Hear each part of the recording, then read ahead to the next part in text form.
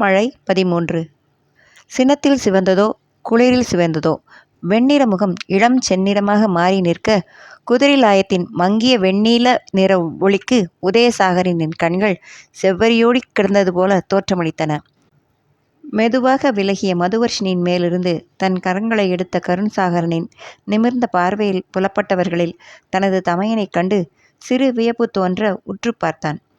உதயசாகரனின் கடுத்த முகம் கண்டு அவனின் எண்ண ஓட்டம் புரிந்தவனாய் தனது 6 அடி 2 அங்குலத்திற்கும் முழுமையாய் நிமிர்ந்து ஒற்றை புருவத்தை உயர்த்தினான்.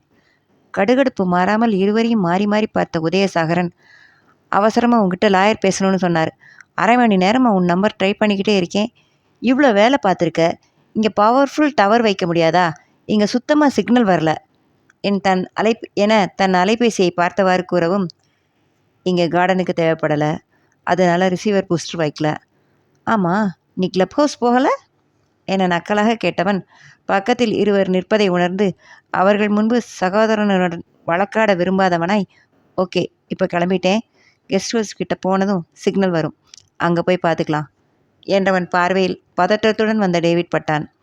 அவசரமாக தனது தம்பியை தேடி வந்த பெரியவர் உதயசாகரன் குதிரைலாயம் நோக்கி வேகமாக செல்வதைக் கண்டு பின்னாலேயே உறைந்தோடி வந்தவன் இருவரையும் மாறி மாறி பார்த்தவாறு நிற்க, டேவிட், குதிரைகளெல்லாம் சேர்த்து வைக்கணும், குளிர் தாக்காம ஃபியூசிபல்ஸ்க்கு பாதுகாப்பு பண்ணிடு என்றவன் அவன் நகர்ந்ததும் பூமியின் புறமாய் திரும்பி, கிளம்புங்க, கெஸ்ட் ஹவுஸ் கிட்ட விட்டுட்டு போகிறேன் என அவசரமாக இடைமறுத்த மதுவர்ஷினி, இல்லை வேணா சாகர்ஜி, வத்சுவும் நானும் நடந்துடுவோம், கொஞ்ச தூரம் தானே எனவும், சட்டென்று அவள் மேல் பாய்ந்த அவனின் பார்வை கண்டு மிரண்டு சட்டென்று ஓரெட்டு பின்னால் எடுத்து வைத்தவள் எச்சில் விழுங்க, அவளின் கண்ணில் தெரிந்த மிரட்சி கண்டு கண்களை மூடி திறந்து முகத்தை சீர் செய்து கொண்டவன், வர்ஷி, நீங்கள் வந்தபோது வெளிச்சம் இருந்தது, இப்போ பாருங்க என வானம் நோக்கி கை காட்ட முற்றிலும் நீளம் தொலைத்து கருப்பு ஏறி இருந்தது. நட்சத்திரங்கள் கூட அற்ற கருந்திரையாய் பறந்து கிடந்தது வானம். ஆண்டு இங்கே ரோட்டில் இருக்கிற லைட் வெளிச்சம் நம்பி இரவில் அதிகாலையில் எப்பவும் நடக்காதீங்க. எந்நேரமும் மழை வந்துடும், கரண்ட் கட் ஆகிடும் என எச்சரிக்கை செய்தவன் நடக்க முற்பட, மது சிறிய குரலில், இல்லை, உங்களுக்கு முக்கியமான கால் பேசணும்னு சொல்கிறாங்கல்ல, அதை பாருங்க, நாங்கள் அப்படியே ஜாலியாக மொபைல் லைட்டில் என்று சொல்ல ஆரம்பித்தவள் அவளின் புறமாய் திரும்பிய கருணின் முகம் கண்டு கப்பென்று வாயை மூடிக்கொண்டு வேகமாக பூமிநாதன் அருகில் சென்று, வா வத்சு என்று விட்டு வெளியில் செல்லும் வழியிலே நடக்கலானாள். அவர்கள் நகர்ந்ததும் சகோதரன் அருகில் வந்தான் உதயன். ஒரு பார்வையிலேயே அனைவரையும் கட்டுக்குள் கொண்டு வரும் அவனின் திறனில் வியப்பு தோன்றினாலும் மதுவர்ஷினியிடம் அதை காட்டியதை ரசிக்காதவனாய் அவன் ஏற்கனவே கண்ட காட்சி விளைவித்த கோபத்துடன், என்ன கருண், அந்த பொண்ணை போய் அப்படி மறைக்கிற? என்ன உரிமையில் அவட்ட? ஆமாம், நிஜமாவே கட்டிப்பிடிச்சிட்டு இருந்தியா என்ன? என்னை கோவப்படுத்த செஞ்சதா இருந்தா கூட, ச, உன்கிட்ட இதை எதிர்பார்க்கல எனவும் கருண் புருவம் சுருங்க தனது நெற்றியில் கை வைத்து தடவியவாறு ஏறிட்டு பார்த்த பார்வை, உனக்கெல்லாம் நான் விளக்கம் சொல்ல வேண்டுமா என்பது போல் இருக்க, உதயனோ தொடர்ந்து கோபத்தை கொட்டினான். அந்த பொண்ணை பற்றி எல்லாரும் என்ன பேசுவாங்க? நம்ம குடும்பத்தை பற்றி? கருண், நீ தெரிஞ்சுதான் பண்ணுறியா? உன் விளையாட்டுக்கு அவளை யூஸ் பண்ணுறியா எனவும் தாடைகள் இறுக முறைத்தவன், இங்கே என்ன நடந்ததுன்னு தெரியாமல் பேசாத, அதுவும் அவளை போய் குழந்த போல என சிறு வியப்பு தோணிக்க பார்த்த உதயன், ஓ, அவ்வளவு புரியுதா உனக்கு? குழந்த போல என்ன, குழந்தையே தான் என்றவன் ஏதோ யோசித்து, குறும்பு குழந்தை, சச்சன் ஏஞ்சல் வாய்க்குள் மெலிதாய் சொன்னவன், என்ன நடந்தது? குதிரை சத்தம் எனக்கும் கேட்டுது, அதில் மிரண்டு வந்து உன்னை பிடிச்சதாவே இருக்கட்டும், பார்க்குறவங்க டேவிட் அந்த வத்சன் என்ன நினைப்பாங்க? இனி இப்படி அந்த பொண்ணு கூட சேர்ந்தது போல தனியாக இருக்காத, புரிஞ்சுதா என்றவன் சற்றே அழுத்தமாக, இதை நீ அண்ணனா நான் பண்ணுற எச்சரிக்கையாகவும் எடுத்துக்கலாம், அந்த பொண்ணோட நல்லதுக்கு சொல்கிறதா அந்த பொண்ணோட நலம் விரும்பியாகவும் எடுத்துக்கலாம் என அதிகாரமாய் சொல்லவும், அலட்சிய பாவனையுடன் அவனை ஒரு பார்வை பார்த்தவன் குடியை சரி செய்துவிட்டு நடக்க ஆரம்பிக்க, இவனை அதட்டினால் காரியம் நடக்காது என்று புரிந்தவனாய் குரலை தாழ்த்தி, உன்னோட நல்லதுக்கு தானே சொல்கிறேன், இங்கே அவசரமாக வந்த வேலை மறந்துட்டுது பாரு.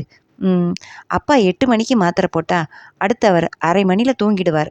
அதற்குள் இந்த விஷயம் லாயர்கிட்ட நீ பேசி முடிக்கணும், அடுத்து அப்பாட்ட விவரம் சொல்லணும், வா நேரம் ஆகுது என்றவன் அவசரமாக நடக்க, தனக்கு தனக்கு அருகில் வந்த டேவிட்டை பார்த்த கருண், காலையில் 6 மணிக்கெலாம் வந்துடு, பூம்பாறை போகணும் என்றவர் வேகமான எட்டுக்குள்ளுடன் தமையின் பின்னாலேயே நடக்கத் தொடங்க, உதயன், அவ்வளோ காலையில் அங்கே எதுக்கு என்று வேப்பாய் கேட்டான். கருண் சுருக்கமாய், திருவிழா, தாத்தா சார்பில் போகணும் என. ஓ என்றவன் அதற்கு மேல் எதுவும் கேட்காமல் செய்ய வேண்டிய காரியங்கள் உந்தி தள்ள வேகமாக நடந்தான். கருண் சாகரின் இசுஜி வாகனம் அருகே செல்லும் வரை பூமிநாதன் எதுவும் பேசவில்லை. அவனின் அமைதியை கவனிக்காத மதுவர்ஷினி தன் போக்கில் கைகளை மார்பின் குறுக்கே கட்டியவாறு அவனுக்கு பின்னாலேயே நடந்து வந்தாள். வாகனம் அருகே சென்றவன் திரும்பி அவளை பார்த்து, நான் வரும் வரை நின்றிருந்திருக்கலாமே மது என மெல்லிய குரலில் சொல்ல, அவனை ஆச்சரியமாக பார்த்தவள், நீ முக்கியமாக ஃபோன் பேசிக்கிட்டு இருந்த வச்சு, ஏற்கனவே சாகர்ஜி எப்படிடா நம்மளை கலட்டி விடலான்னு பார்த்துட்டு இருந்தார். நைட் ஆகிடுச்சு, அப்படி இப்படி ஏதாச்சும் சொல்லிட்டா அதான் நான் முந்திக்கிட்டேன். ஆமாம், உனக்கு தான் பெட் அனிமல்ஸ் பிடிக்காதே. விஷுவுக்கு நீ கொடுத்த ப்ராமிஸ் படி டேவிட் அண்ணாவை என்கிட்டேருந்து ரெஸ்கியூ பண்ணிட்ட, பின்ன என்ன என சிரித்தவாறு பார்த்தவள். அவன், அவ்வளோதானா மது, நான் ஏன் அங்கே வந்தேன்?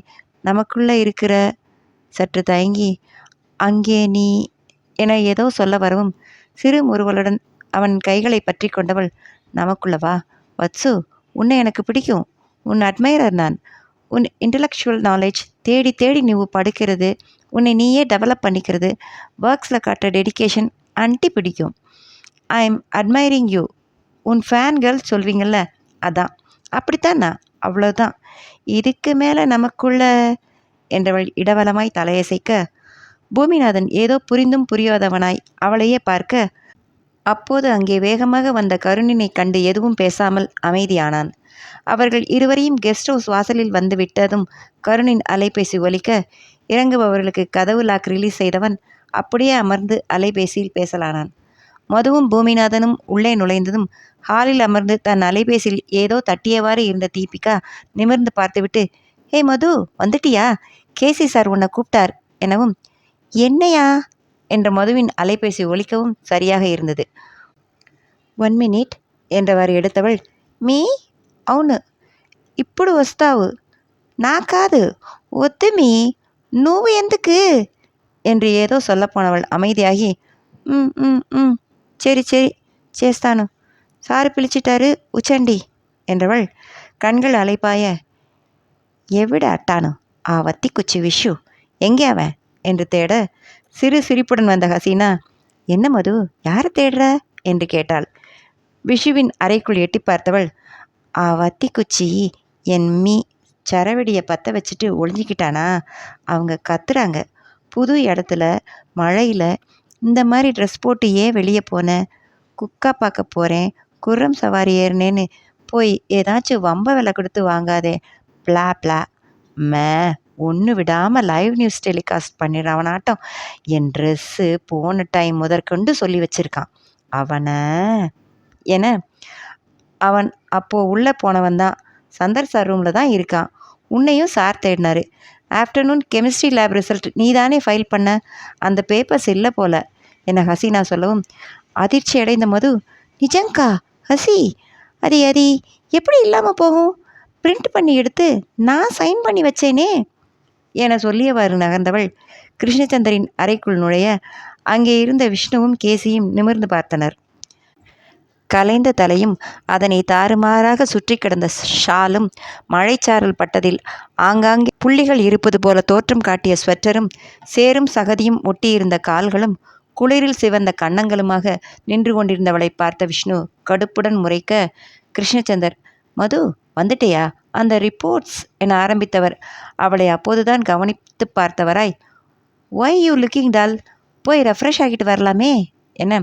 இல்லை சார், லேப் டெஸ்ட் பேப்பர்ஸ் தேடினீங்களாமே, அந்த எல்லோ ஃபைலில் இல்லையா? நான் தான் பிரிண்ட் அவுட் எடுத்தேன், சைன் பண்ணி பஞ்ச் பண்ணி அட்டாச் பண்ணினேன் சார், ஞாபகம் இருக்குது என. அப்போது அங்கிருந்த ரோஹித், சார் இங்கே எக்ஸல் ஃபைல்லையும் அப்டேட் பண்ணலை, அவள் ஒர்க்ஸ் எல்லாமே என்ட்ரு பண்ணிவிட்டு சேவ் பண்ணலைன்னு நினைக்கிறேன் என்றவனை கூர்ந்து பார்த்தவள் லேசாய் சிரித்து, சார் இன்னும் 15 minutesல எல்லாமே உங்கள்கிட்ட சப்மிட் பண்ணுறேன் எனவும், ஓகே மது என்றவர் தன் வேலையில் கவனமாக விஷ்ணு குழப்பமாய் பார்த்தான். மது கிருஷ்ணச்சந்தரை ஒரு முறை பார்த்துவிட்டு அவரின் கவனம் கணிப்பொறியில் இருப்பதைக் கண்டு திரும்பி விஷ்ணுவை பார்த்தவள் மூக்கை சுருக்கி முறைக்க, தப்பு மேலே தப்பு பண்ணிட்டு என்ன எதுக்குடி முறைக்கிற என்பதைப் போல பார்த்தவனிடம் கண்களால் வெளியே வாடா என்று சைகை செய்தவள் ரோஹித் அருகில் சென்று அடிக்குரலில், காலேஜில் அப்ரிவேஷன் நோட்டை திருடி வலிச்சு வைப்பையே, இப்போ பேப்பர்ஸை லூட் விட்டுக்கினியா? ரோஹித்து, உனக்கு தொப்பை தான் வளருது, ஐடியா வளரல. சரி போ, எங்கே வச்சிருக்க பேப்பர்ஸ் அண்ட் டேட்டாஸ்? நீயா சொல்லிட்டா சேதார கம்பி, நானா எடுத்தா உனக்கு 15 மினிட்ஸ் டைம். காக்க போட்ட உன்னோட பாம்பு வெடிக்கும், டின்னர் டண்டர் ஆயிடும், யோசிச்சுக்கோ என்றவள் வெள்ளி சிரிப்புடன் வெளியேற, போகும் அவளை பார்த்த ரோஹித் லேசாக யார்ந்து, ரவுடி, கேடி, குள்ளத்தாரா, எப்படி கண்டுபிடிச்சா என்று யோசித்தவன் பின்னோடு ஓடி வந்து, ஏய் என்ன நீ தப்பு பண்ணிட்டு என்னைய மிரட்டுற? நான் எதுக்கும் பண்ணலை. நீ வெளியே ஓடுற அவசரத்தில் ஒழுங்காக சேவ் பண்ணாமல் விட்டுட்ட. இன்னைக்கு ப்ரொஃபஸர்கிட்ட மாட்டிட்டப்போ போய் அதை எப்படி சரி பண்ணுறதுன்னு பாரு என்றதும் நின்றவள் கூர்ந்து பார்க்க அவளின் உதடுகளோ புன்னகையில் மேலும் விரிந்தது. 15 இல்லடா 13, 2 நிமிஷம் முடிஞ்சிடுச்சு என்று விட்டு மாடிக்கு தான் தங்கியிருக்கும் அறைக்கு செல்லும் படிகளில் ஏறினாள். ஹே போடி, பெரிய இவன்னா நான் பெரிய இவன், என் நெஞ்சு உசரம் இல்லை மிரட்டுற என முணங்கியவன், எதுக்கும் இந்த வீட்டில் கெமிக்கல்ஸ் எங்கெல்லாம் இருக்குன்னு ஒரு நோட்டை விட்டு வச்சுக்கிடணும்.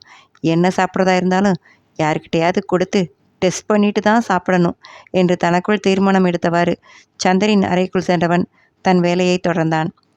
சில நிமிடங்களில் கையில்லாத பாதம் வரை நீண்டு தொடும் நீள கவுன் அணிந்து மேலே ஸ்வெட்டரும் போட்டுக்கொண்டவள் விரிந்து கிடந்த கூந்தலை வாரி ஒற்றை பின்னலிட்டவாறு வெளியே வர, கையில் டீயுடன் எதிரே வந்த ஹசீனா, வாவ் செம்ம அழகாக இருக்கு இந்த ட்ரெஸ் மது எனவும் எம்பி அவளின் நெற்றியில் முட்டியவள், ஹே ஹசி, ட்ரெஸ்ஸு ஏன் அழகாக இருக்குன்னா அது நான் போட்டிருக்கதாலேயே, பேசிக்கலி நான் தான் அழகு எனவும் பற்கள் தெரிய சிரித்த ஹசீனா, ஆமாம் அதில் என்ன சந்தேகம் என, சந்தேகம் அதெல்லாம் வரப்படாது என்றவளிடம் டீயை நீட்டினாள். இதெல்லாம் எதுக்குடி தூக்கின்னு வர, நான் கீழே தானே வரேன். ஆமாம் எங்கே நம்ம டார்லிங்ஸ் செம்பகாக்கா மீனாக்கா? மீனா ஏதோ அவசர வேலையாக வீட்டுக்கு போயிட்டாங்க. செண்பகா தான் தனியாக நமக்கு டின்னர் ரெடி பண்ணுறாங்க எனவும், தனியாக நாம் எல்லாருக்குமா? வா நம்ம ஹெல்ப் பண்ணலாம். நான் கேட்டதுக்கு எதுவும் வேணாம் மேடம் அப்படின்னு வெடுக்குன்னு சொல்லிட்டாங்கடி என சோகமாய் சொல்ல, ஹே இதுக்கெல்லாமா டென்ஷன் ஆகிறது, நான் வந்துட்டேன்ல, 2 பேர் சேர்ந்து ஹெல்ப் பண்ணலாம் என்றவள் தடதடவென குதித்து இறங்க, கையில் லேப்டாப்புடன் வெளிவந்த விஷ்ணு அதனை தீபிகாவிடன் கொடுத்தவன், பொண்ணு நடந்தா சத்தம் கேட்கக்கூடாதுன்னு வாங்க, இந்த பொண்ணு பண்ணு மாதிரி இருந்துக்கிட்டு நடந்தா பூமியே அதிருது எனவும், தீபிகா ரிசர்ச் ஸ்காலர்னு பேர், சின்ன பிள்ளைத்தனமாக பண்ணிக்கிட்டு இருக்கா, அவளை தலையில் தூக்கிட்டு ஆடுறதுக்கு இங்கே 4 பேர் வேற எனவும், சிரிப்பு தடைப்பட்ட விஷ்ணு திரும்பி அவளை ஆழ்ந்து பார்க்கவும் தன் போக்கில் சொல்லி கொண்டிருந்தவள் அவனின் மாற்றம் உணர்ந்து நிமிர்ந்து, ஏய் என்னடா முறைக்கிற, நீ சொன்னது தானடா நானும் சொன்னேன் எனவும் புருவம் சுழித்து திரும்பி கொண்டவன் எதிர்பார்த்தது போலவே குதித்து அவனை நோக்கி ஓடி வந்தவள் நச்சென்று ஒரு குதியை அவன் முன்பாதத்திற்கு வழங்கியிருந்தாள். ஓச், சூர்பனகை, தாடகை என தனக்கு தெரிந்த பெண் அரக்கைகள் பெயர்களை சொல்லி அர்ச்சித்தவன், கால் முழுக்க சகதியோடு வந்த, ஒழுங்கா கடவுளி அடிப்புக்கு என்றவாறு தன் காலை பார்க்க, மீக்கிட்ட ஏமிரா குர்ரம் ரைடு ப்ராக்டிஸ் பண்ண போனதா சொன்ன, அவங்க உடனே ஃபோன் போட்டு திட்ட ஆரம்பிச்சிட்டாங்க. புது இடத்துல எங்கான விழுந்து கிடந்தா யார் பார்க்கன்னு, எடுத்த உடனே இப்படி அபசகனமாக பேசுனா நான் எப்படிடா அதை லேர்ன் பண்ணுவேன்? அதை அவங்கக்கிட்ட மொல்லமாக சொல்லுவேன்ல, அதுவும் அவர் அந்த கெட்டில்கிட்ட கூட போக விட மாட்டார். நீயும் என் மிமி கொடுத்த சாபந்தான் போல என்றவள் யோசித்து, ஆமாம் எப்படி அவங்ககிட்ட பேசின நீ என்று கேட்க, அறிவு குட்டியாக போனவளே, நேம் மாற்றிட்டா பேச முடியாதா? வாட்ஸ்அப், இன்ஸ்டா, மெசஞ்சர் இதிலெல்லையும் நானும் ஆன்ட்டியும் ஃப்ரெண்ட்ஸு, எல்லாத்துக்கும் வாய்ஸ் மெசேஜ் அனுப்பினேன். 1.5 மண்டூக பிளான் ஊற்றிக்கிச்சா? போய் ஏதாச்சும் நல்ல வேலையை பாரு என்றவன் வாசலில் கருணின் வாகனம் கண்டு, இவர் இங்கே அவர் தான் கார்டனுக்கு வந்தாரே, அவர் தான் இங்கே ட்ராப் பண்ணார், ஏதோ ஃபோன் பேசிகிட்டு இருக்கா எனவும், எலி தப்பி புலி மாட்டுச்சா உன்ட்ட, ஐயோ பாவம் என்றவன், மழை பெய்ய ஆரம்பிச்சிட்டுதே, அவர் உள்ளே வர சொல்லவா என, ஏதோ முக்கியமானது. சுகர்ஜி வந்து சொன்னதும் டென்ஷன் ஆகிட்டார். ஆமாம், அண்ணன் தம்பின்னு பேர், சண்டை வலிச்சிக்கினே இருக்காங்க. என்னைய கூட 2 டைம்ஸ் முறைச்சாரு. நான் அதனால் டூ விட்டுட்டேன். அவர்கிட்ட ஜீப்பில் ஏறினதும் பேசவே இல்லை தெரியுமா எனவும் அவளை விசித்திரமாக பார்த்தவன், மது மந்தி அவர்கிட்ட எல்லாம் அளவா என்று சொல்ல வந்தவன் தீபிகா இருவரையும் சுவாரஸ்யமாக பார்த்து கொண்டிருப்பது கண்டு, ஆமாம், உன் ஃபேஸ் லேப் ரிசல்ட்ஸ் எல்லாம் எங்கே போச்சு? பேப்பர்ஸ் ஒழுங்காக பஞ்ச் பண்ணி அட்டாச் பண்ணியா என கேட்க, ஆ பண்ணேன், கொடுத்த பஞ்சில் இன்னும் கொஞ்ச நேரத்தில் நடந்து ஓடி வரும் பாரு என்றவள் தன் மொபைலை எடுத்து நேரத்தை பார்த்துவிட்டு ஏதோ செய்துவிட்டு சமையல் அறைக்குள் புகுந்தாள். அவள் பின்னாலேயே செல்லப்போன ஹசீனாவை பற்றி நிறுத்திய விஷ்ணு அவள் படபடக்கும் விழிகளுடன் தீபிகாவை பார்ப்பதை கண்டுகொள்ளாமல், 1/2 ஹவரில் இந்த வேலையை முடிக்கணும், அவளுக்கு ஹெல்ப் பண்ணு என்று அவளின் இடையில் கை வைத்து தள்ள, நெளிந்தவாறு விலகியவளை கண்டவனின் பார்வை ரசனையாக அவளின் கன்னச்சிவப்பில் படிந்தது. 10 மினிட்ஸில் வரேன், அதுக்குள்ளே முடிச்சிடுங்க என்று விட்டு செல்ல, இந்த விஷுவுக்கு என்ன ஆச்சு என திரையில் கண் பதித்து இருந்த தீபிகா சொல்லவும், தடதடக்கும் இதயத்துடன் நிமிர்ந்த ஹசீனா, என்ன ஆச்சு என திக்கினாள். அதை கேளு ஹசீனா, அவன் மதுவை திட்டுனா, ஆமான்னு சொல்லிட்டு இன்னும் அவள் பண்ணுறது 2 வார்த்தை சேர்த்து சொன்னேன், உடனே முறைச்சிக்கிறான். வர வர ஓவராக பண்ணுறான். ஏன் ஹசி, உனக்கு என்ன தோணுது? ஒருவேளை அவன் மதுவை லவ் பண்ணுறானோ என ஹசீனா அமைதியாக நோட்டை எடுத்து அவள் போட்டு கொண்டிருந்த சமன்பாடுகளை பார்த்து தொடர்ந்து சரி விடைகளை அருகில் எழுத ஆரம்பிக்க, தீபிகா மெலிதான குரலில், லவ்வுக்கும் ஃப்ரெண்ட்ஷிப்புக்கும் நடுவில் சின்ன கோடு தான், எந்த நிமிடம் எது என்னவா மாறுச்சு யாருக்கு தெரியும்? இவன் வெளிப்படையாக சொல்லலாம், என் உள் மனசு சொல்லுது, மதுட்ட காட்டுற லவ் வேற, உன்கிட்ட காட்டுற அன்பு வேற, என்கிட்ட இருக்கிற ஈர்ப்பு வேற. ஆனால் இங்கே வந்தப்புறம் இப்பெல்லாம் ஏனோ பயம் வருது, அவன் கண்ணில் ஏதோ மிஸ் ஆகுது என ஹசீனாவோ பதில் எதுவும் சொல்லாமல் தன் வேலையில் கவனமாக இருந்தாள். அடுக்களையில் செண்பகா மாவு பிசைந்து கொண்டிருந்தார். ஹாய் செம்பாக்கா என்று கையில் ஹாட்டின் விட்டவாறே நுழைந்த மதுவனை கண்டவர், பாப்பா என்ன இம்புட்டு திறமை உங்களை கண்ணிலேயே காங்கல என, அது வந்ததும் ஒரு வேலையாக கார்டன் போயிட்டேன் என்றவள், என்ன பண்ணுறீங்க என குருமா கொதித்து கொண்டிருந்த குக்கரை எட்டி பார்க்க, பூரி குருமா பாப்பா, குருமாவுக்கு மீனா ஒத்தாசை பண்ணிட்டா, பூரிக்கு மாவு பிசைஞ்சேன், எல்லாருக்கும் காணுமான்னு தோணுச்சு, அதான் இன்னும் பிசைய போகிறேன் என வெதுவெதுப்பாக இருந்த நீரை பிடித்து அவர் அருகில் வைத்தவாறு மது, நான் உருண்டை பண்ணி நசுக்கிறேன் என, எதை பாப்பா நசுக்க போகிற என செண்பகா ஆச்சரியமாக கேட்க, இதோ இந்த மாவைத்தான் என்றவாறு தேய்க்கும் கல்லை தன்புறமாய் எடுத்தாள். கடகடவென ஒரே போல உருண்டை பிடித்த அவளின் வேகம் கண்டு நிம்மதியுற்ற செண்பகா எண்ணெய் சட்டியை அடுப்பில் வைக்க, ஏன் செண்பகாக்கா, பூரியை எண்ணெய் சட்டியில் தான் சுடணுமா? குக்கரில் வச்சா ஒரே நேரத்தில் சட்டுன்னு ஆகிடாது எனவும் திடுக்கிட்டு திரும்பி பார்த்தவர், பாப்பா எண்ணெயில் போட்டு எடுத்தா தான் அது பூரி, குக்கரில் வச்சா அது கோதுமை மாவு கஞ்சி களி என பரிதாபமாக சொன்னதும், no no no no no, நாம் இந்த குக்கரை அவன் மாதிரி ஆக்கி பூரியை கேக் மாதிரி சுட்டு எடுப்போம், ஆயில் இல்லா பூரி எப்படி என, பாப்பா நீ உங்கள் வீட்டில் சமையக்கட்டு பக்கமாக போவியா மாட்டியா என ஏற இறங்க பார்த்தவாறே கேட்டார் செண்பகா. என்ன செண்பகாக்கா, எங்கள் ஏரியாவில் எனக்கு இன்னொரு பேர் இருக்குது என, என்ன பேர்? பாட்ஷா மாதிரி பாட்சியா என நக்கலாக கேட்டவாறே அருண் உள்ளே வந்தான்.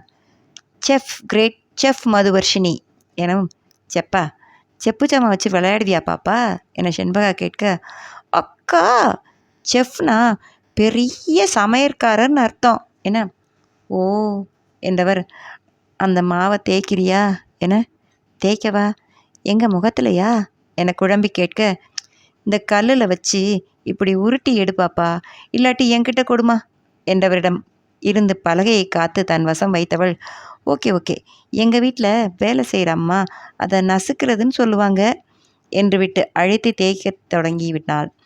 வட்டமாக வராவிடனும் சட்டிக்குள் போடும் அளவில் அவள் தேய்ப்பது கண்டு திருப்தியுற்றவராய் அவர் திரும்பியதும், அருண் டைம் என்ன என மது கேட்க, அவன் மணி சொன்னதும், ரோஹித்து நீ காலிடா என்றவள் தன் அருகில் இருந்த மொபைல் எடுத்து மெசேஜ் அனுப்பினாள்.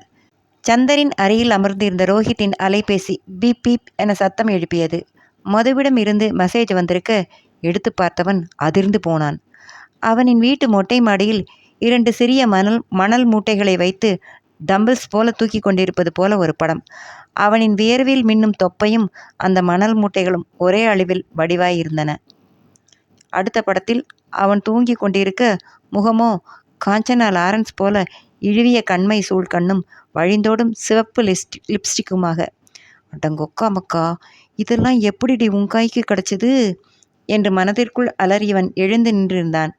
இன்னும் சில நிமிடங்களில் இப்படங்கள் வைரலாகி ரோல்டு கோல்டு ரோஹித் என்ற பெயரில் உலகம் முழுவதும் வலம் வரப்போகின்றன எனும் கேப்ஷன் வரவும் அவசரமாய் PDF ஒன்றை அவளுக்கு தட்டிவிட்டவன் அதைவிட அவசரமாய், சார், மதுவோட ரிப்போர்ட்ஸ், அது அவள் ஸ்கேன் பண்ணது எனக்கு மெயில் பண்ணியிருக்கா, நான் அதை எடுத்து சேர்த்துடுறேன் சார் எனவும், ஓ, ஷீஸ் கிளவர் அண்ட் பர்ஃபெக்ட் என்று சிலாகித்தவர் தன் வேலையை தொடர பல்லை கடித்தவன் எழுந்த அவளை தேடி சமையல் அறையில் இருப்பது கண்டு அங்கு சென்றான்.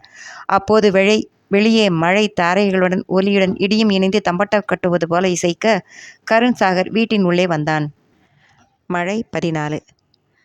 மழை அளவு அதிகரித்திருந்தது. பளிரென்று மின்னல் ஒளியும் மலைகளை கிடுகிடுக்க வைக்க முயன்ற இடியொலியும் வான் நீர்த்தாரைகளும் அவ்விடத்தை தம் கட்டுப்பாட்டில் வைத்திருப்பதாய் ஆட்டம் ஓட்டு கொண்டிருந்தன.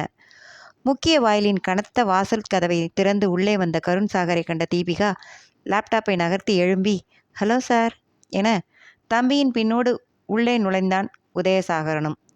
இருவரின் ஜர்க்கின்கள் மேல் நின்றிருந்த மழைத்துளிகள் வழுக்கி வீழ்ந்து வழிய கழற்றி வாசலின் அருகில் இருந்த தாங்கியில் வைத்த இருவரும் உள்ளே வரவேற்பு பகுதிக்குள் நுழைந்தனர். தீபிகாவை பார்த்த கருண், ஒரு emergency madam, car charger card work ஆகலை, பீப்பின் சார்ஜர் இங்கே இருக்கா எனவும் யோசித்தவள், மது அண்ட் அருண் கிட்ட இருக்கும் என்று விட்டு அங்கிருந்தே சமையலறை நோக்கி மது என்று அழைத்த சமயத்தில் அருண் சமையலறையிலிருந்து வெளியே வந்தான். அவனிடம் சொன்னதும் அவர்களின் நிலை புரிந்து வாங்க என்று சொல்லியவாறு தானும் ரோஹித்தும் தங்கியிருக்கும் அறைக்குள் இருவரையும் அழைத்துச் சென்றான். அவர்களை பார்த்தவாறே கடந்து சென்ற ஹசீனா சமையல் அறை வாயிலில் நின்றவள் செண்பகாவை பார்த்து தயங்கியவாறு, நான் ஏதும் ஹெல்ப் பண்ணவா அக்கா என மெதுவாக கேட்க, மதுவை திரும்பி பார்த்து, இந்த செஞ்சு வச்ச ஐட்டம்ஸ் எல்லாம் எடுத்து டேபிளில் வைடி, டின்னர் ரெடின்னு எல்லாருக்கும் சொல்லு, இதெல்லாம் அவள் கேட்பாங்க என இயல்பாய் சொல்ல, செண்பகாவோ, நீங்கள் சாப்பிடுங்க மேடம், உங்களை வேலை வாங்குறத பார்த்தா கெஸ்ட்டை வேலை வாங்கினியான்னு சின்னவர் கோச்சிக்கிடுவார், மீனா இல்லாமல் கொஞ்சம் சிரமமாக இருக்குது, மது பாப்பா இருக்காங்கள்ல, நான் பார்த்துக்கிடுதேன் என்று சொல்லியவாறு பூரியை சுட்டி எடுக்க, சின்னவர் கோச்சா நல்ல முறப்பாரு போல என்று மெதுவாக சொல்லியவாறு தன் வேலையை பார்த்து கொண்டிருந்தாள் மது. செண்பகா, ஆமாம் பாப்பா, சின்னவர் ஒரு பார்வை பார்த்தாலே பெடபெடன்னு நடுங்கிடும் எங்களுக்கு என மதுவோ வேலையை தொடர்ந்தவாறு, அவ்வளவு டெரராவா இருக்காரு இல்லையே என, இல்லையா, இங்கே சார்கிட்ட என்னமோ கொஞ்சமாக நல்லா பேசுகிறபடி, எஸ்டேட் தோட்டத்தில் எல்லாம் ஒரு வார்த்தை ஒரு பார்வை தான், அவனவன் அரண்டு ஓடிடுவானுங்க, சம்பளம் கொடுக்குற முதலாளிங்கிறத தாண்டி ஒரு பயம் இருக்குது அவர் மேலே, அதுக்கு காரணம் இல்லாமல் இல்லை என வேலை செய்தவாறு தன் போக்கில் சொல்ல, மாவை சீரியஸாக நசுக்கி கொண்டிருந்தவள் அப்போது உள்ளே நுழைந்த ரோஹித்தை கண்டு, பிளேட்ஸ் எடுத்துகிட்டு போய் அருண் டிவி எல்லாம் சாப்பிடுங்க, டேபிளில் பூரி குருமா இருக்குது, ஒவ்வொருத்தராக சாப்பிட்டா சரியாக இருக்கும் எனவும், செண்பகாவும், ஆமாம் ஆமாம் தம்பி, கரண்ட்டு போயிடாம சீக்கிரம் எல்லாரும் சாப்பிட்டா நல்லது என மெதுவாக மதுவின் அருகில் வந்தவன், ஃபோனை கொடு மது என்றான். அலட்சியமாக நிமிர்ந்து பார்த்தவள், ஃபோனா, அதில் ரொம்ப ட்ரை பண்ணாத, அந்த ஃபோட்டோஸ் எல்லாம் என் டிஜிலாக்கரில் பத்திரமா இருக்குது எனவும் சிறு அதருடன், சி கருமம், எதைத்தான் டிஜிலாக்கரில் வைக்கணும்னு இல்லை என டென்ஷன் ஆனவன் சட்டென்று குரலை இறக்கி, அந்த ஃபோட்டோஸ் எப்படி உன்கிட்ட வந்தது என, அது எப்படின்னா என்று இழுத்தவள் அவன் ஆர்வமாய் குனியவும், ஒரு நல்ல நார் பார்த்து சொல்கிறேன் என்று விட்டு குனிந்து பூரியை தேய்க்க பல்லை கடித்தவாறு பார்த்தவன், சரி சொல்ல வேணாம், இப்போ டெலீட் பண்ணு, அதான் சார்ட்ட உன் ரிப்போர்ட்ஸை கொடுத்துட்டேனே, நீ ஜென்டில் உமன் தானே என, நான் ஜென்டில் உமன் தான், ஆனால் நீ பேட் மேன் ஆச்சே, நீ ஃப்யூச்சரில் எதுவும் கோணாங்கி வேலை பார்க்காம இருந்தா அது வெளியே வராது. போ என. இல்லை இல்லை, இதெல்லாம் பிளாக்மெயில், நீ அதை முதல்ல அழி எனவும். சரி சரி, அழாத ரோல்டு கோல்டு எனவும் முறைத்தவன் கொஞ்சம் தன்மையாக பேசுனா என்னை நீ மாறி தனுஷ் மாதிரி சிரிச்சுக்கிட்டே மிரட்டுற என்று எகிரியவனுக்கு காரியம் பெரிதாக தோன்ற சட்டென்று தணிந்து, 1000 தான் இருந்தாலும் நான் உன் நண்பன் இல்லையா, சும்மா விளையாட்டுக்கு தான் பண்ணேன், உன்னைய மாட்டி விட நினச்சிருந்தா உன் டேட்டாஸ் பேக்கப் எடுக்காமலேயே அழிச்சிருப்பேனே, அதிலேயே தெரிஞ்சுக்கோ உன் ஃப்ரெண்டை போல யாரு மச்சி என. சரி சரி, பாய் முஸ்தஃபா, ஃப்ரெண்ட்ஷிப் சாம்பிராணி போடாத, நீ போய் சாப்பிட்டு வா, நான் இப்போ வேலையாக இருக்கேன், முடிச்சிட்டு உன் முன்னாடியே டெலீட் பண்ணுறேன் என அவளையும் மாவையும் பார்த்தவன், நீயா பூரி பண்ணுற என. ஆமாம், நல்ல உப்பி வருது பாரு, இந்த மாஸ்டர் செஃப் கைப்பக்குவம், அது lactic acid linoleic acid speciality என அளக்க சந்தேகமாக பார்த்தவன், வேணாம் நான் விரதம் என குலுங்கி சிரித்தவள், ஒரு தப்புக்கு ஒரு பனிஷ்மெண்ட் தான், தைரியமாக சாப்பிடு, ரோஸ் மில்க் ரோஹித்து என்றவள் ஒரு தட்டை எடுத்து ரோஹித்தின் கையில் கொடுத்து, போ அந்த அர்னால்டு அருணையும் கூப்பிடு என்றவள் பூரி நசுக்குவதில் பிஸியாக. ஆசிட் என்ற சொல் கேட்டதும் பதறி போயிருந்த செண்பகா அவன் நகரவும், ஏன் பாப்பா அந்த தம்பிக்கிட்ட ஆசிட் நான் சொன்னேன், இந்த மாவுலையா, எப்போ ஊற்றுன மது பாப்பா என மாவையும் தான் எடுத்து வைத்த பூரிகளையும் உற்று பார்த்தவாறு கேட்டார். சத்தமாய் சிரித்தவள், கா நான் இல்லை, நீங்கள் தான் ஊற்றுனீங்க எனவும் ஜெர்க்கான செண்பகா, ஐயோ நான் புள்ள குட்டிக்காரி, கொலைக்கேசில் உள்ள தள்ளிடுவாங்களே, நான் ஆசிட் எதுவும் ஊற்றலை பாப்பா என பீதியாய் புலம்ப என தனது ட்ரேட்மார்க் சிரிப்பை சிரித்தவள், ஐயோ அக்கா இதில் கேடு, அதான் அந்த தயிர் போட்டு பிசைஞ்சு ஆயிலில் போட்டிங்க தானே என மது குறும்பு சிரிப்புடன் சொல்ல, ஆமாம் பாப்பா, கொப்புரான அதை ஊற்றி தான் பிசைஞ்சேன் என பீதியாய் விழித்தவாறு சொல்ல, அப்போது காலி பாத்திரங்களுடன் உள்ளே வந்த ஹசீனா பாத்திரத்தில் பூரிகளை நிரப்ப மது, அந்த கர்டில் ஆயிலில் தான் நான் சொன்ன லாக்டிக் லினோலிக் ஆசிட் எல்லாம் இருக்குது எனவும் குழம்பி போய் பார்த்தார்.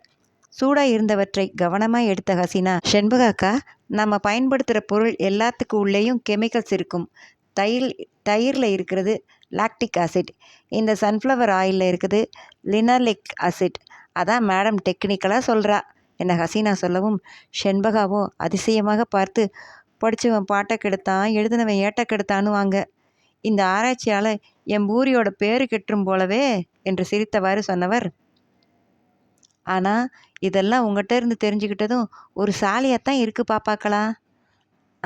அதை திரும்ப சொல்லுங்க மதுமா, என் பிள்ளைங்கக்கிட்ட மாமியார்கிட்ட இந்த ஆராய்ச்சி அறிவெல்லாம் காட்டி வாயை புழக்க வச்சிடுறேன் என்று சொன்னவர் குதூகலமாய் பெயர்களை மனப்பாடம் செய்தார்.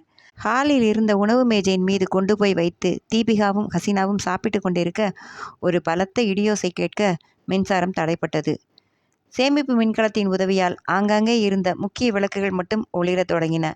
சந்தர், விஷ்ணு, பூமி மின்சாரமின்றி வேலைக்கு ஏற்பட்ட தடையோ, கதவு ஜன்னல்கள் முழுவதும் அடைக்கப்பட்டு இருந்த காரணத்தால் வீடு முழுவதும் பரவிய குருமாவின் வாசம் இழுத்ததோ வெளியே வந்தனர். அப்போது உதயசாகரனும் தனது அலைபேசியில் தனிந்த குரலில் ஏதோ பேசியவாறு அறையை விட்டு வெளியே வந்தான்.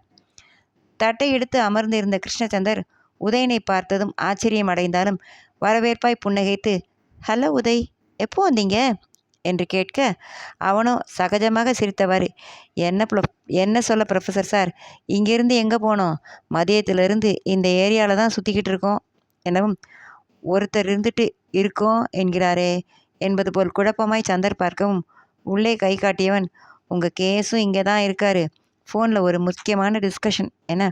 ஓ என்றவர், நீங்கள் சாப்பிட வாங்களே என அழைக்க, ஒரு முக்கியமான டிஸ்கஷன், மொபைல் சார்ஜுக்காக உள்ளே வந்துட்டோம், கொஞ்ச நேரத்தில் முடிச்சுட்டு வரோம் என்றவன் தன் அலைபேசியின் சிக்னல் ஏறி இறங்குவதை பார்த்தவாறு நடைபாதையில் நடக்க, கடக்கின்ற வழியில் சமையல் அறையின் மங்கிய ஒளியில் வரிவடிவாக தெரிந்த பெண்ணை ஆச்சரியமாக பார்த்தான். தேவதை கதைகளில் வரும் சித்திர பெண் போல நீளமான நீல நிற கவுன் அணிந்து, தந்த நிறத்தில் ஸ்வெட்டர் அணிந்து, கூந்தலை ஏதோ துணி கொண்டு முடிச்சிட்டு இருந்தாள். அதன் நுனிகளில் தோள்களில் வலிந்திருக்க, சமையல் செய்யும் பெண்ணிடம் ஏதோ கலகலவென பேசி சிரித்தவாறு டேபிளில் பூரியை தேய்த்து கொண்டிருந்தவள் முடித்துவிட்டதன் அறிகுறியாக எழுந்து தட்டில் வைத்துவிட்டு அதனை அடுப்பு அருகில் கொண்டு வைத்தாள்.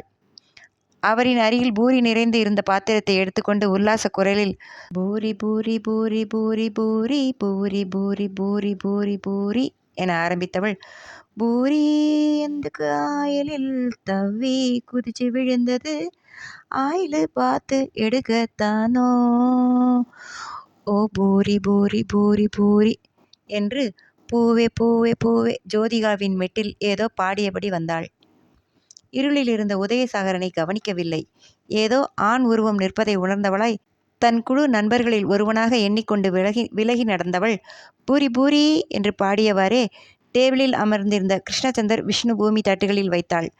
அவளின் பாடலை கேட்ட சந்தர் சிறு முறுவலுடன், மது, நைஸ், தமிழ் பாட்டெல்லாம் பாடுற எனவும், எது இது பாட்டா சார், ஏன் சார் என்பதை போல் அவரை பார்த்த விஷ்ணுவை தட்டியவள், இதோ இவன் இருக்கானே சார், இவனால தான் குரூப் ஸ்டடி உட்கார்ந்தா அவனவன் நோட்ஸை புக்கை தேடுனா இவன் பென்ட்ரைவரை தேடுவான், பாட்டு நிறைய வச்சிருப்பான், படிக்கிற ரூமில் சப்ஜெக்டுக்கு மூடுக்கு தகுந்தா போல் பாட்டு உடனே இவனுக்கு என்றவள், மீ ஒரு கிளாசிக் மியூசிக் லவர், வீட்டில் கீர்த்தனைகள், கஜல், இந்துஸ்தானின்னு ஓடும், இவன் போடுறது தமிழ் பாட்டு, எல்லாம் மிக்ஸ் ஆகி எல்லாமே ஜுகுல் பந்தியாக என் வாயில் வரும் என கேட்குறவன் காதில் ரத்தம், வாயில் வாந்தி கூட வரும் என நினைத்தவனாய் குருமாயை ஊற்றினான் விஷ்ணு.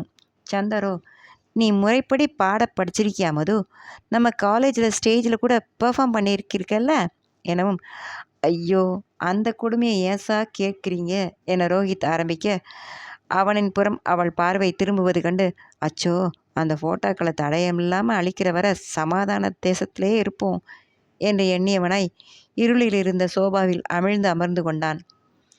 கை விரல்களை விரித்தி சுருக்கி சிறிய அளவாய் காட்டியவள், மீ ஆசை சார், ஸோ கிளாசிக்கல், வேர்க்கல், வீணை கூட படித்தேன், நண்பர்கள் விருப்பம் காட்டினா அடிக்கடி பாடுவேன் என, அந்த கேட்கிற நண்பர்கள் மட்டும் என் கையில் கிடச்சா என முணுங்கிய ரோஹித்தின் குரல் கேட்டவள் எட்டி பார்த்து, எதுவும் சொன்னியா ரோஹித்து என அவன் நிமிர்ந்து, இல்லம்மா எனவும், வர வர மைண்ட் வாய்ஸ்னு சத்தமாக பேசுகிற, மழை இல்லை, கரண்ட்டும் இல்லை, எக்கோ ஆகுது, நூறு வாய்ஸுடா லூஸு என, மச்சா உனக்கு எதுவும் கேட்டுச்சு என அருணிடம் மெலிதாய் கேட்க, இல்லை என உதடு பெருக்கினான் அருண்.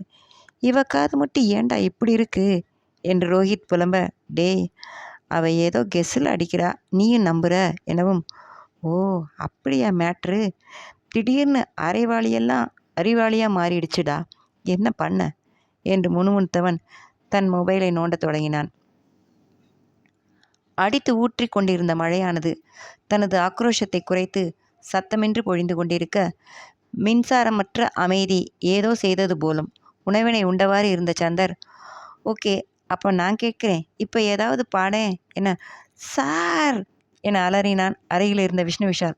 வேணா சார், அவ வாயை திறந்துட்டா அடுத்து மூட வைக்கிறது கஷ்டம் சார் எனவும், பூமிநாதனோ நட்பு புறாவை பறக்க வைத்தபடி, நீ கம்முன்னு வீவி, மதுக்கு ஸ்வீட் வாய்ஸ் சார், அவள் பாடினா கண்டிப்பாக நல்லாயிருக்கும் என வாஞ்சையுடன் அவளை பார்த்தவாறே சொல்ல, அவனை பெருமையாக பார்த்தவள் சந்தரின் பூரமாய் திரும்பி மறுப்பாக தலையசைத்து, மீக்கு தெலுங்கு கானாத்தான் வரும் சார், தமிழ் பாட ட்ரை பண்ணால் வார்த்தைகள் தப்பு தப்பாக வருமே என, விஷ்ணு அதுதான் எக்கு தப்பாக வரும் சார், விட்டுலாமே வேணாம் என சொல்ல, சந்தரோ இதில் என்ன இருக்குது, அப்போ நீ தெலுங்கு பாட்டே பாடு எனவும், நிஜமாவா, அப்புறம் யாரும் கேலி பண்ணக்கூடாது என்றவள் தொண்டையை செருமி என்பது போல சுருதி சேர்க்க, இசை மழையில் நனைய தயாரா எனும் சித்ரா தேவி பிரியாவின் சாயலும் துணியும் தெரிய சந்தர் தவிர அனைவரும் திகிலுடன் அவளை பார்த்தனர். என கண்ணை மூடி கைவிரல்கள் குவித்து சிங்கர் பாவனை செய்தபடி லவித்து பாட, விஷ்ணுவோ, அந்த மனுஷன் சித்து உசுரை கொடுத்து பாடியிருப்பார், இவ அந்த பாட்டு உசுரை எப்போ எடுப்பாளோ என்று கவலையுடன் சாப்பிடுவதை நிறுத்தி பார்த்தான். செண்பகா கூட சமையலறை சுத்தம் செய்வதை விட்டு வந்து எட்டி பார்த்தார்.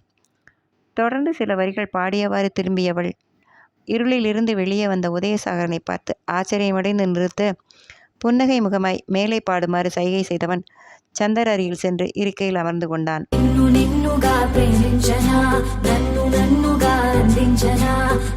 என பாடி வெற்றி சிரிப்புடன் நிறுத்த, ஹே என்ற அருணும் ஹசீனாவும் மெலிதாய் கைத்தட்ட ரோஹித்தோ பகை மறைந்து என்று விசிலடித்தான். அப்பாடி, நிறுத்திட்டா, அதுக்கு மேலே லிரிக்ஸ் தெரியல போல என்று நிம்மதி அடைந்தவனாய் சாப்பிடத் தொடங்கினான் விஷ்ணு. நல்லா பாடுறீங்க மது என மது சொல்லவன், தேங்க்யூ என்று அவள் சிரிக்க அவளையே பார்த்து கொண்டிருந்தான் உதயசாகரன்.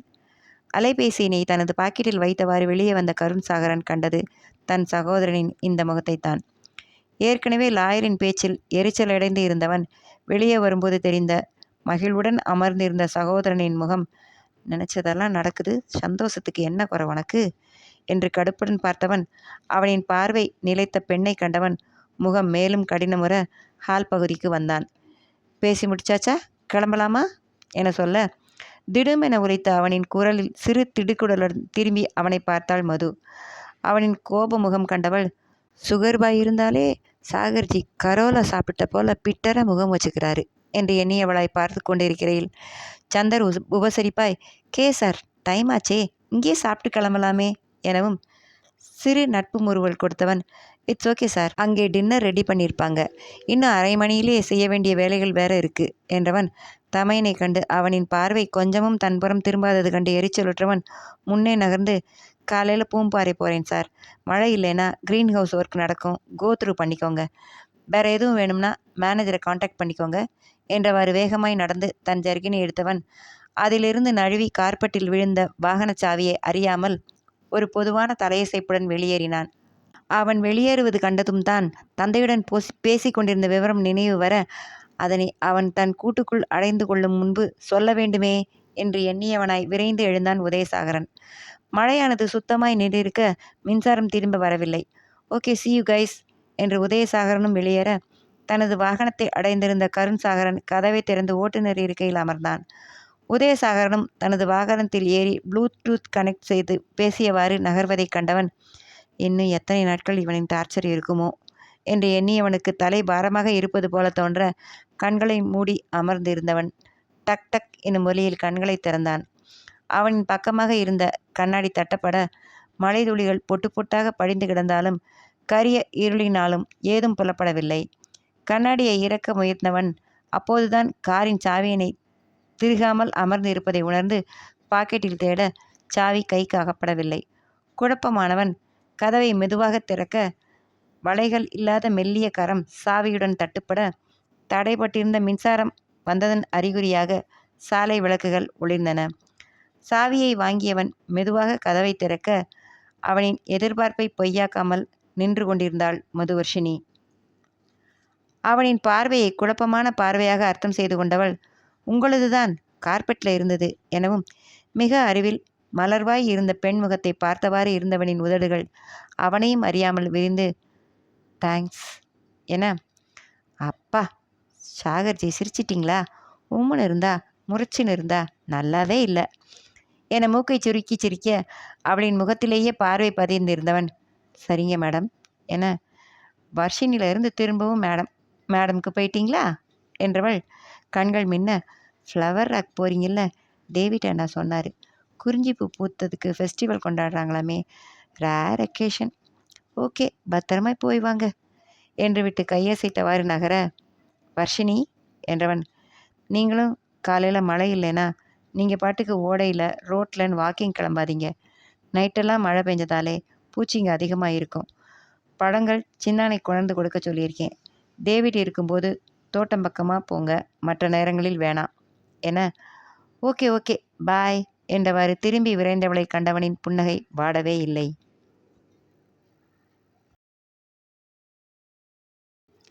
மழை 15. கனத்த கதவை திறந்து உள்ளே வந்த மதுவர்ஷினியை பார்த்த விஷ்ணு விஷால், மழையில் எங்கே நீ வெளியே போயிட்டு வர என, சாகர்ஜி கார்க்கு கீழே கிடந்தது, நான் கொண்டு கொடுத்தேன், மழை இல்லை, புத்து நின்றுடுச்சு பாரு என்று ஜன்னல் புறமாய் காட்டியவள் கண்கள் மின்ன, வெளியே சூப்பராக இருக்குது தெரியுமா, சென்னையில் மழை பெஞ்சா கொஞ்ச நேரத்தில் ஸ்ட்ரீட்டில் ரோட்டில் பேப்பர் போட்டு விடுற மாதிரி ஆகும்ல, இங்கே இவ்வளோ மழை பெஞ்சுது, வெளியே ஒரு இடத்துலையும் தண்ணி இல்லைடா, அந்த சில் கிளைமேட்டில் சில்லோ சில்லுன்னு இருக்கிற மண்ணில் நடக்கிறது எவ்வளோ ஜாலியாக இருக்குது தெரியுமா, ஷ் என்று சிலிர்த்தவள் உள்ளே வர, கவுன் தாண்டி தெரிந்த அவளின் கால்களை கவனித்தவன் முறைத்து, செருப்பு செருப்பு வேற போடலையா நீ என்று கடிய, போடா. சாகர்ஜி சுகர்ஜி ஏற்கனவே டென்ஷனாக இருந்தாங்க. சாவி காணோம்னா டென்ஷன் ஆனா, அதான் வேகமாக போய் கொடுத்தேன் என்றவள் குளியலறை சென்று கால்களை அலம்ப குழாயை திறந்தவள் சிலீர் என்று நீள்பட்டதும் ஊ என கத்த, அவளின் பின்னேயே வந்திருந்தவன், எருமை எருமை, ஹீட்டரோட மிக்சர் குழாயை திறந்து வார்ம் வாட்டரில் கழுவுன்னு நேற்றுலேருந்து பாடம் எடுக்கிறேன், ஏறுதா மண்டையில் என்று திட்டியவாறே தண்ணீர் பிடித்து கொடுத்தான். சிறு சிரிப்புடன் வாங்கியவள் கால்களில் ஊற்றி கழுவிக்கொண்டு வேகமாக வெளியே வந்து பார்த்தவள் வயிற்றை பிடித்து அச்சோ என கத்த, என்னடி என்னாச்சு என்று அலட்டாமல் கேட்டான் தனது மொபைலை பார்த்து கொண்டிருந்த விஷ்ணு. மதுவோ, பசிக்குதுடா, ரொம்ப பசிக்குது, மீனாக்கா குருமா வாசம் இங்கே இருக்க பசியை இங்கே கொண்டு வந்துடுச்சு என வயிற்றையும் வாயையும் காட்டியவாறு சொல்ல, டேபிளில் தட்டு தண்ணி எல்லாம் வச்சாச்சு, கொட்டிக்கவா என்றவன் அவள் அமர்ந்ததும் அவள் அருகிலேயே அமர்ந்தான். எட்டி பார்த்து விரைந்து வந்து, மதுப்பாப்பா, கொஞ்ச நேரத்தில் ஆளை காணமேன்னு பார்த்தேன், இந்தாங்க என்றவாறு பூரிகளை வைக்க வந்த செண்பகாவின் கைகளை பிடித்து தடுத்தவள், செண்பகாக்கா, நான் கவுண்ட் பண்ணிக்கிட்டே இருந்தேன், இதுதான் லாஸ்ட் பூரி, நீங்கள் சாப்பிடுங்க என, எனக்கு சோறு சாப்பிட்டா தான் வயிறு நிறையும் பாப்பா எனவும் அவரை தடுத்தவாறு, அதுவும் சாப்பிடுங்க, இது ஒன்று டேஸ்ட் பண்ணுங்க என்றவாறு அருகில் இருந்த தட்டில் வைத்து, நீங்களும் சாப்பிடுங்க என நாற்காலியை காட்ட, வேணாம் பாப்பா, நான் ஒதுக்கிட்டு இருக்கேன், கொஞ்ச நேரம் பொறுத்து சாப்பிட்றேன் என, அப்போது பூமி விஷ்ணு என்று அழைக்கும் ஒலி கேட்டதும், வரேன் என்றவாறு நகர்ந்தான். போகும் அவனையே பார்த்தவாறு இருந்த செண்பகா சுற்றிலும் பார்த்து யாரும் இல்லை என்றதும், பாப்பா, நாங்கள் எல்லாரும் சின்னவர்னா பயப்படுவோம், நீங்கள் இப்படி வெகுளியாக வெள்ளந்தியாக இருக்காதீங்க, அவங்க எல்லாம் பெரிய இடம், பொல்லாப்புங்க நிறைய இருக்கும், அதுவும் அவர் ரொம்ப கோவக்காரரு, 16 வயசுலேயே என்றவர் சற்று நிறுத்தி தயங்கி, நாம் ஒதுங்கிடுறதா நமக்கு நல்லது என தனிந்த குரலில் அறிவுரை வழங்க, அவர் பேசியதில் பாதி வார்த்தைகள் புரியவில்லை, எனினும் சொல்ல வருவது புரிந்து புன்னகைத்தவள் அதை போலவே தனிந்த குரலில், ஓகே ஓகே செண்பகாக்கா, இனி உங்கள் சின்னவர் பெரியவர் யார் என்ன பேசினாலும் கேட்டதுக்கு மட்டுமா ஆன்சர் பண்ணிவிட்டு ஓடி வந்துடுறேன், சரியா, நீங்கள் போய் சாப்பிடுங்க. புஃப்னு இருந்த பூரியில் இருந்த ஏரெல்லாம் போய் சப்பாத்தி போல் ஆயிடுச்சு, ஆரி ரப்பர் போல் ஆகும் முன்னே போய் சாப்பிடுங்க என அவரை துரத்தினாள். அங்கே இருந்த ஹாட் வாட்டர் மிஷினிலிருந்து தண்ணீர் கொண்டு வைத்த ரோஹித் அருகில் அமர, என்ன ரோல ரோஹித்து, தண்ணி காட்டுறியா எனக்கு, ஒத்து, நேனு சாப்பிட்டு அதையெல்லாம் அழிச்சிடுறேன், பயப்படாத, வெள்ளு வெள்ளு என, இல்லை பயமெல்லாம் இல்லை, நீ ஜென்டில் உமன் எனவும், பாரா என்பது போல பாவனை முகத்தில் வந்து அமர நிமிர்ந்து பார்த்தாள். அவன் மென்குரலில், அது நீ டெலீட் பண்ணிடுவேன்னு தெரியும், ஆனால் ஆனால் அட்டட்டா, ரோஸ் மில்க் போல் மூஞ்ச வச்சா நீ நல்லவேன்னு நம்பிடுவோமோ, சொல்லு சொல்லு என, அதில் அந்த ஃபோட்டோஸ் மட்டும் தான் இருக்கா, வேற எதுவும் வச்சிருக்கியா, அது மட்டும் சொல்லிடு என என யோசித்தவள், ஆட்டோகிராஃப் சேரன் போல் நிறைய விதவிதமான பொண்ணுங்க கூட ஜோடியாக தனித்தனியாக வேறு வேறு லொக்கேஷனில் எடுத்த ஃபோட்டோஸ், அப்புறம் ஸ்கூல் ட்ராமாவில் லுங்கி கட்டி ஒட்டு மீசை ரோஸ் பவுடர் போட்டு ரவுடி கேரக்டர் அட்டைக்கத்தி வச்சுக்கின்னு க்ரௌன் வச்சுக்கின்னு கேட்காட் போல் காஸ்டியூம் போட்டுக்கின்னு சில படம் பார்த்த ஞாபகம், அவ்வளோதான் எனவும், ஓ மை கா என்று மனது அலற அவசரமாய் வாய் பற்றி கொண்டவன், Madhukutty, I am your best friend, யார், இனி விஷ்ணு மட்டும் இல்லை, இந்த ரோஹித்தும் உன் பெஸ்டடி, டேவிட் மட்டும் இல்லை, நானும் உன் அண்ணா, பூமி மட்டும் இல்லை, நானும் உன் அட்மையர், கேசி சார் மட்டும் இல்லை, நானும் என தொடர்ந்தவனை கை காட்டி நிறுத்தவள், படம் காட்டினது போதும், ஒன்று ஞாபகம் வச்சுக்கோ ரோஹித்து, உன் ரிவெஞ்சை ஏன்ட்ட காட்டு, ப்ராஜெக்டில் ஜாப்பில் காட்டாத, உனக்கு புரியுதா, இப்போ கிளம்பு என அவனின் அறை நோக்கி கை காட்ட முகத்தை தொங்க போட்டவன் அமைதியாக தன் அறை நோக்கி நடந்தான். உணவு உண்டு முடித்தவளின் அலைபேசி ஒலி எழுப்ப தந்தையின் அழைப்பினை கண்டு உற்சாகத்துடன் எடுத்து பேசியவாறே எழுந்து தங்களின் அறை நோக்கி சென்றவள் கண்டது கோபமாய் இருந்த தீபிகாவையும் பதட்டத்துடன் இருந்த ஹசீனாவையும். அரை மணி நேர பயணம் அரை நிமிடமாய் முடிந்ததோ ஒரு யுகமாய் தொடர்ந்ததோ என உணராத ஒரு மனநிலை. மனதில் மண்டி கிடந்த எரிச்சல் மறந்து போய் இருந்தது. மழலையாய் ஒலித்த குரலும் பளிங்காய் மின்னிய கண்களின் அன்பும் மட்டுமே நினைவில் நின்றன. பல நாட்கள் தனிமையில் குளுமையில் கிடந்தவனுக்கு வசந்தத்தின் முதல் நிகழ்வாய் வரும் வெதுவெதுப்பு, தோழமையின் கதகதப்பு ஏனோ சுகமாய் மிதப்பதாய். காதல் மட்டும்தான் மிதக்கச் செய்யுமா என்ன? வெற்றி, மகிழ்வு, அன்பு, நட்பு, வாழ்த்து எல்லாவற்றிற்கும் மனமும் உடலும் எடை குறைந்து மிதக்கவே செய்கின்றன. கருணாசாகரன் அழுத்தமானவன், கோபக்காரன் என பெயரெடுத்தவன். வயதிற்கான உணர்வுகள் அனைத்தும் அனுபவித்து கடந்தவன். ஆனால் காதல், நட்பு போன்றவற்றை இயற்கையிடமும் விலங்குகளிடமும் மட்டுமே உண்மையாக உணர்ந்திருக்கிறான். கிருஷ்ணச்சந்திரின் ஆராய்ச்சி குழுவினர் வந்ததிலிருந்தே மனதிற்குள் இதமான நட்புணர்வு. ஒத்த சிந்தனையாலா, வயதாலா? உதட்டால் பேசி விலகும் மனிதர்களை, வார்த்தைகளில் அன்பை பிழியும் ஆட்களை அவன் சட்டை செய்வதே இல்லை. அதைவிட எப்போதும் திட்டும் தகப்பன், தமையன் மொழிகளே அவனுக்கு உகந்ததாய், இயல்பாய் கடக்க முடிந்ததாய் இருந்தன. மேல்பூச்சு அன்பினை அவனுக்கு அடையாளம் காணத் தெரிந்தது என்பது ஒரு புறம் இருக்க, யாரையும் அவ்வளவு நெருங்கி பேச அனுமதித்ததில்லை என்பதே இதுவரை நிகழ்ந்தது. இந்த ஆய்வு இளைஞர்களின் நட்பும் ஆர்ப்பாட்டமும் விலகி நின்று பார்த்தாலும் ரசிப்பிற்கு உரியதாய், அதிலும் குறிப்பாய் இவள் மதுவர்ஷினி. வேலையை கடமையாய் செய்பவர்களுக்கு மத்தியில் எதையும் கலகலப்பாய் செய்பவள், குழந்தைத்தனமாக பேசி நடிக்கிறாளே என்று உன்னித்த போதுதான் உணர்வானது. அவள் நடிக்கவில்லை, அவள் அப்படித்தான் என்று. பெருவாரியான பெண்கள் ஒன்றுமறியாதவர் போல வார்த்தைகள் இருந்தாலும் கண்ணும் உடல் மொழியும் காட்டிவிடும் அனைத்தும் அறிந்தவர்கள் என்று. கடைக்கண்ணில் கூட காணாமல் விலகிச் சென்று விடுவான். இவளோ மழை நீரின் தெளிவாய் இருந்தாள். ஓடையாய் சலசலத்தாலும் அருவியாய் ஆர்ப்பரித்தாலும் அனைத்திலும் இயற்கையின் இயல்பு மட்டுமே. அவனின் செல்லப்பிராணிகளிடம் மட்டுமே கண்ட நடிப்பில்லா நட்புணர்வு. இவனின் தனிக்காட்டு இராஜாங்க வாழ்வில் பத்திரமா போங்க, இதை சொல்ல யாரும் இருந்ததில்லை. ஏற்கனவே கவனமாய் இருப்பவன் என்று எண்ணியோ என்னவோ தாத்தா கூட உடன் இருந்தவரை சொன்னதில்லை. மற்றவர்கள் சொல்லியிருக்கலாம், இவன் நின்று கேட்டதில்லை. இப்பெண்ணின் சொற்கள் சாரலாய், தென்றலாய், காலையின் முதல் கதிராய் ஏதேதோ செய்கின்றனவே என எண்ணியவன் அவ்வுணர்வில் இருந்து வெளிவர இசையின் துணை நாடினான். தனிமைக்கு இனிமையாய், மனப்போராட்டங்களுக்கு மருந்தாக அவனுக்கு இருப்பது அது மட்டுமே. அவனுக்கு திரைப்பட பாடல்களில் ஆர்வமில்லை, இசையில் ஆர்வம் உண்டு மிகுதியாய். அவனின் தேர்வுகள் வார்த்தைகளற்ற இசை வடிவங்கள் மட்டுமே. வாகனத்தின் உள்ளே இசைக்கான விசையை அழுத்த அவனின் மன உணர்வை புரிந்தோ என்னவோ ராஜேஷ் வைத்தியாவின் வீணை இசை ஒலித்தது. மகாகவியின் பாடல், சின்னஞ்சிறு கிளியே கண்ணம்மா செல்வக் களஞ்சியமே, என்னை களி தீர்த்தே உலகில் ஏற்றம் புரிய வந்தாய்.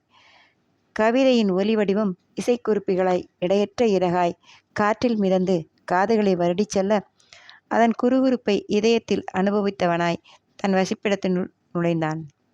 தனக்கு முன்னேயே வந்து நின்று கொண்டிருந்த வெண்ணிற வாகனத்தை கண்டதும் இதுவரை மறந்திருந்த வழக்கறிஞரின் பேச்சு எல்லாம் நினைவில் மோத, காரின் விசையை திருகி இசையை நிறுத்தியவன் மீண்டும் இறுக்கத்தை முகத்தில் அணிந்தவனாய் இறங்கி பேலஸிற்குள் நுழைய, அவன் எதிர்பார்த்ததைப் போலவே வரவேற்பு அறையிலேயே அமர்ந்திருந்தான் உதயசாகரன். தம்பியை கண்டதும் சகஜமாய் பேசுபவனாக, டின்னரை பேசாமல் அங்கேயே சாப்பிட்டு வந்திருக்கலாம், குருமா வாசனையாக இருந்தது, இங்கே இட்லி தான் இருக்கு என்றவனை விசித்திரமாய் பார்த்தவன், உனக்கு என்ன வேணும்னு சொன்னா செஞ்சு தருவாங்களே ராமண்ணே எனவும், சிரித்த உதயன் கண்கள் எதிரே இருந்த வரவேற்பறையின் சித்திரத்தில் நிலைத்ததோ. வெள்ளை துகிலினை நீளமாய் அணிந்து கண்ணாடி போல் ஒளிவுடுரும் சிறகனை சுமந்து மலையில் நிற்கும் தேவதை சிறுமியின் உருவம். ரசனை பெருக அதன் அருகில் சென்றவன், பூரி கேட்கலாந்தான், ஆனால் அது மது சுட்ட பூரியா இருக்காதே என்று சிரித்தவாறு மெலியதாய் சொன்னவன், கிரேசி ஃபீல் என சொல்லி தலையை குலுக்கி தம்பியிடம் திரும்பி, ஃபெபாப்லஸ் பெயிண்டிங், நீ வரைந்தது தானே இது என கேட்கவும், அதுவரை அவனை உன்னித்திருந்த கருண் திரும்பி பார்க்காமல் நடக்கத் தொடங்கியிருந்தான். பின்தொடர்ந்தவன், அட இது கூட சொல்ல மாட்டியா? ஓகே, சாப்பிட்டதும் கூட முக்கியமான விஷயங்கள் பேசணும் கருண், ரெஃப்ரெஷ் பண்ணிட்டு வந்துடுவேன் என சென்று கைகளை சுத்தம் செய்து உணவு மேஜையில் தன் நாற்காலியில் அமர்ந்தவன் பணியாளர் குழந்து வைத்த உணவை உண்ணத் தொடங்க சில நிமிடங்களிலே உடை மாற்றி வந்தான் உதயசாகரன். அமர்ந்து உண்டு கொண்டிருந்த கருணை கண்டு, நீ ட்ரெஸ் சேஞ்ச் பண்ணல கருண்? எங்கெங்கோ அலைஞ்சிட்டு வந்துட்டு அதே ட்ரெஸ்ஸோடு உட்காந்துட்ட என்னை இயல்பாய் பேசியவாறு அமர, உணவினை மென்று விழுங்கியவாறு, 11 வருஷமாக தான் பண்ணுறேன், ஒன்றும் ஆகலையே என்று விட்டு உணவினை விழுங்க, அதில் எட்டி நிலை எச்சரிக்கிறேன் என்னும் தோணி. இரு கைகளை உயர்த்திய உதயன் உணவு மேஜை நாகரிகம் கடைபிடிப்பவனாய் அமைதியாய் சாப்பிடத் தொடங்கினான். அடுத்த வாரம் உன் 27 வயதா பிறந்த நாள் வருதுல்ல, என்ன? சற்று தயங்கிய கருணின் கைகள் கடைசி வில்லலை வாயில் வைக்க எழுந்தவன், நான் மாடியில் ஒர்க்கிங் ரூமில் இருக்கிறேன், சாப்பிட்டு வா என்றவாறு நடந்தான். நேரம் பார்த்த உதயன், லாயர் மெயிலில் டாக்குமெண்ட்ஸ் அனுப்புகிறதா சொல்லியிருந்தார், பிரிண்ட் அவுட் எடுத்து வச்சா நாம் பேச சௌகரியமாக இருக்கும் எனவும் தலையசைத்தவன் மேலே ஏறியிருந்தான். சில நிமிடங்களில் கருணின் அலுவலக அறைக்கு சென்றவன் டாக்குமெண்ட்ஸை படித்து பார்த்து கொண்டிருக்கும் தம்பியை கண்டு, பரவாயில்லையே வேகந்தான் என்று எண்ணியவாறு சென்று அமர்ந்து, இதெல்லாம் பூர்வீக சொத்துக்கள், தாத்தா உன்னோட 27வது வயதில் இதெல்லாம் உன்னிடம் ஒப்படைக்க சொல்லியிருந்தார். அப்புறம் அந்த பூம்பாறை நிலங்கள் நிறைய சட்டச்சிக்கல் இருக்கு கருண். நான் கலெக்டரை பார்க்க போனது அதுக்கு தான், உனக்கு நல்லது செய்ய எனவும் நிமிர்ந்து வெறித்த கருணின் பார்வையில் பேச்சு தடைப்பட சமாளித்து, இது தவிர ஒரு ஆர்கானிக் ஃபார்ம், ஒரு தோட்டம் உன் பேரில் இருக்குது தான். ஆனால் இங்கேருந்து நீ தனியாக என்ன பண்ண போகிற? இவ்வளோ வருஷம் இருந்தது போதும். இங்கே எல்லாம் டிஸ்போஸ் பண்ணிவிட்டு இதே அளவில் சொத்து அங்கே இன்வெஸ்ட் பண்ணிக்கலாம். கருண், ஒரு ஃபார்ம், ஒரு தோட்டமா? நீங்கள் எதுக்கு வந்திருக்கன்னு தெரியும். உங்கள் நியூ பிஸ்னஸ், ஃபேக்ட்ரி, இன்வெஸ்ட்மெண்ட்டுக்கு பூர்வீக சொத்துக்களில் என்ன தேவையோ எடுத்துக்கோங்க. அதில் இருக்கிற அக்ரி தவிர எல்லாம் உங்கள் இஷ்டப்படி பண்ணிக்கோங்க. உனக்கு அந்த மல்டி பிஸ்னஸ் மேக்னாவோட டைஅப் வச்சுக்கிட்டு அதை ஸ்ட்ரென்த்தைன் பண்ண அவர் பொண்ணை கல்யாணம் பண்ணிக்க தோணினா பண்ணிக்க. என்னையே மேரேஜ் ப்ரொஃபஸரில் நியூ பிஸ்னஸ்னு மலையை விட்டு இறக்க பார்க்குறீங்க என அடக்கிய கோபத்துடன் கேட்க, மறுப்பாய் தலையை சேர்த்தவன், கருண், அந்த கல்யாணத்தை விடு. மனசுக்கு பிடிக்காம அதெல்லாம் செய்கிற ஆள் நான் இல்லை. அந்த பொண்ணு மல்டி மில்லியனராக தான் இருக்கணும்னு தேவையில்லை, அதை விடு. இப்போ அந்த மலைக்குடியினர் ஏற்கனவே பயிர் பண்ணிக்கிட்டு இருக்க இடத்தின் மேலே அரசியல்வாதிகளின் பார்வை இருக்குது. நீ பூம்பாறையில் உன் கவனம் திருப்பினா அவனுங்க உன்புறமாக திரும்பி அடிக்க ஆரம்பிச்சிடுவானுங்க. உன் தொழில்களை முடக்க நீயே வாய்ப்பு கொடுத்த மாதிரி ஆகிடும். அதுவும் அங்கே காட்டில் விவசாயம் நீ நினைக்கிற அளவு பலன் கிடைக்குமான்னு தெரியல. நீ எடுக்கிற ஒவ்வொரு அடியும் ரிஸ்கியாக தான் எனக்கு தெரியுது என, கருண், இது என்னுடைய எண்ணம் கிடையாது. எனக்கு இந்த ஃபேம், கேஸ் கார்டன்ஸ் போதும். பூம்பாறை தாத்தாவோட ஆசை, அதை பண்ணுவேன், பண்ணி காட்டுவேன் என. அதான் லாயர் சொன்னார், இது எல்லாம் டிஸ்போஸ் பண்ணால் தான் புதுசில் இன்வெஸ்ட் பண்ண முடியும். நீ அந்த இன்வெஸ்ட்மெண்ட்டுக்கு காட்டில் போட போகிறேன்னு சொல்கிற. உன்கிட்ட மட்டும் அவ்வளோ கிடையாது. நீயே நினச்சா கூட அப்படி பண்ண முடியாது. சட்டமும் நம்ம ப்ரொடியூசர்ஸ் உயிலும் அதான் சொல்லுது. உன்னோட தாத்தா வேற எனவும், என்னோட தாத்தா என இடைமறைத்தான் கருண். தவறு புரிந்து உதயன், சரி சரி நம்ம தாத்தா, ஆனால் நீ அப்பா மேலே சொல்கிற கம்ப்ளைண்ட் நானும் சொல்கிறேன். நீ அவர்கிட்ட இருந்த சரி, ஆனால் அவர் உன்கிட்ட காமிச்ச அக்கறை போல் என்கிட்ட ஒரு நாளும் காட்டினதே இல்லை. நான் அம்மா சாயில் இருக்கிறது ஒரு குற்றமா? கண்ணெடுத்து கூட என்னை பார்க்க மாட்டார். நான் பேசுனா எதுவும் கேட்க மாட்டார் என குற்றச்சாட்டாய் சொல்ல, நீயும் உன் அப்பாவும் அவரையும் என்னையும் குறை சொல்ல மட்டும்தானே பேசுவீங்க, அதை எப்படி கேட்பார் என்று முணங்கியவன், இப்போ எதுக்கு பழைய பேச்சு? இப்போ என்ன விஷயமா இங்கே வந்து ஒரு வாரமாக இன்ஸ்பெக்ட் பண்ணிக்கிட்டு இருக்க?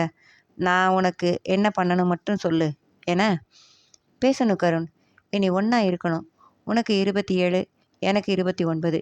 இனியும் நாம் யாரோ போல பேசாமல் இருந்து என்ன சாதிக்க போகிறோம் எனவும், கருண் தீர்க்கமாய் பார்த்து, பேசி என்ன சாதிக்க போகிறோம்? தேவைப்பட்ட நேரத்தில் கொடுக்கப்படாத அன்பும் நம்பிக்கையும் பேச்சும் எதையும் சாதிக்க போகிறதில்ல என இடைவெட்டிய உதயன், அப்பாக்காக அவர் முடிவு பண்ணிட்டார் என சொல்லவும் அவன் முகம் இறுக்கமாய் மாறியது. அவர் மனைவி செத்ததுக்கு நான் தான் காரணம் சொன்னவர், என்னை மகனா ஒரு முறை கூட தொட்டு பார்க்காதவர், மகன்னு சொல்ல இஷ்டப்படாதவர், எனக்கு ஒரு பிரச்சனை வந்தபோது எனக்காக என் நிலைமையில இருந்து யோசிக்காத அவர், முக்கியமாக என்னை பற்றி தெரியாதவர், என்னை நம்பாதவரை நான் ஏன் பார்க்கணும் என எழ, உதயன், அவர் முன்பு கோபமானதுக்கு காரணம் இருக்கே, நீ 16 வயசுலேயே அடித்த அந்த பசங்க இப்போ எங்கே இருக்காங்க சொல்லு எனவும், முகம் இறுக எழுந்தவன், இதுதான், இந்த மாதிரி சந்தேகங்கள், உயர்ந்த அபிப்பிராயங்கள் வச்சுக்கிட்டு இருக்கிற உங்களோட நான் இருக்க விரும்பலை, பேசவும் விரும்பலை. அந்த லாயர் சொல்கிறா போல் எதுவும் என்னால் செய்ய முடியாது. இங்கே இருந்தும் கிளம்பி போய்கிட்டே இருப்பேன். எப்போதோ கிளம்பி இருக்க வேண்டியது என்னை படபடத்தவன், தாத்தா தான் என் கையை கட்டி என்றவாறு மேஜையில் வேகமாக குத்த, பலமான குத்தில் அந்த கனத்த மேஜை விரிசல் விட்டு ஆடியது. சட்டென்று எழுந்த உதயன் 2 அடி தள்ளிச் சென்றான், தம்பி நிலை மாறுவது புரிந்தவனாய்.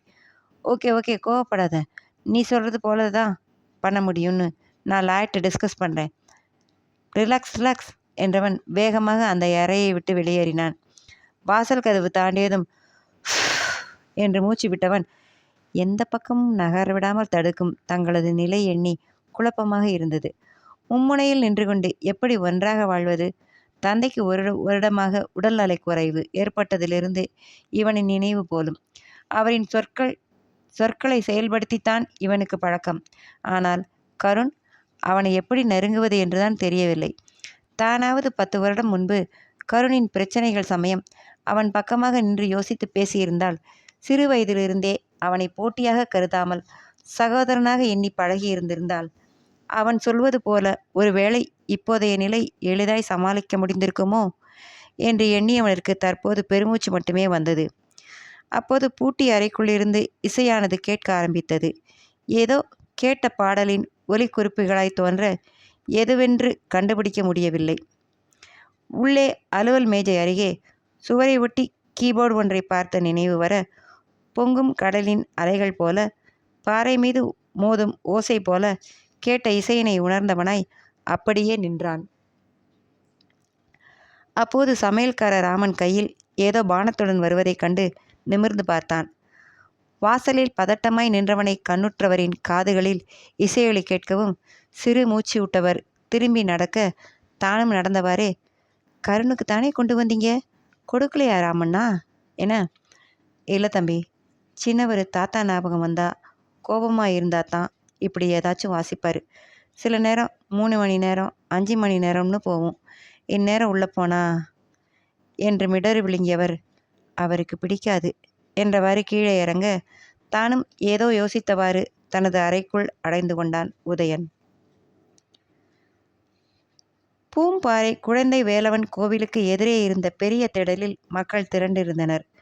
பளியர் என்று அழைக்கப்படும் எளிய மலைக்குடி மக்களால் குறிஞ்சி நிலத்தலைவன் குமரன் என அழைக்கப்படும் அழகன் முருகன் வேல் தாங்கிய வேலவன். பழனியில் தண்டபாணியாய் நிற்பவன் இங்கே குழந்தை வடிவில். பழனியில் நவபாஷண சிலை தந்த சித்தர் தனது முக்தி காலத்தில் வந்து தங்கிய இடம் பூம்பாறை. பூக்காடாய் விரிந்து கிடந்த இந்த இடத்தில் பழனியின் தண்டாயுதபாணி செய்தது போல எஞ்சியிருந்த நவபாஷணத்தில் வடித்த சிலைதான் இந்த குழந்தை வேலவன் என்பது தல புராணமாக சொல்லப்படும் செவி வழிக்கதை. நவபாஷணத்துடன் மற்றுமொரு பாஷணம் சேர்த்து தசபாஷணமான மூர்த்தி இக்குழந்தை வேலவன் என்று சொல்பவர்களும் உண்டு. குறிஞ்சி மலர்கள் பூப்பது அரிது. 12 ஆண்டுகளுக்கு ஒரு முறை என்று சொல்லப்பட்டாலும் இயற்கையின் கொடையாம் மலை அன்னை என்று மலர வைக்கிறாளோ அப்போதுதான் அப்பருவத்தில்தான் மலரும். தலையில் பளிங்கரார் கட்டப்பட்ட தலைப்பாகையுடன் கைகளை பின்னால் கட்டியவாறு நின்று கொண்டிருந்தான் ராஜா கருண் சாகர தொண்டைமான். சூழ்ந்திருந்த மக்கள் அனைவரும் மகிழ்வுடன் வேலனுக்கான கொடைகளை கொடுத்து கொண்டிருக்க, எதிரே திண்டு போல குவிக்கப்பட்டு இருந்த மண்மேடையில் 5 அடியில் இருந்த வேலானது அபிஷேகம் ஆராதனை பெறப்பெற்று குறிஞ்சி மலர்களால் அர்ச்சிக்கப்பெற கொண்டாட்டம் களைகட்ட தொடங்கியது. அழகு எனப்படும் வேல் குத்திய காவடி சுமந்தவர்கள் ஆட, அனைத்தையும் பார்த்து கொண்டிருந்தவனின் கண்களுக்கு 5 அடி இருந்த வேலானது 5 அடி உயரமே இருந்த பெண்ணை நுனிவூட்டியது ஏனோ.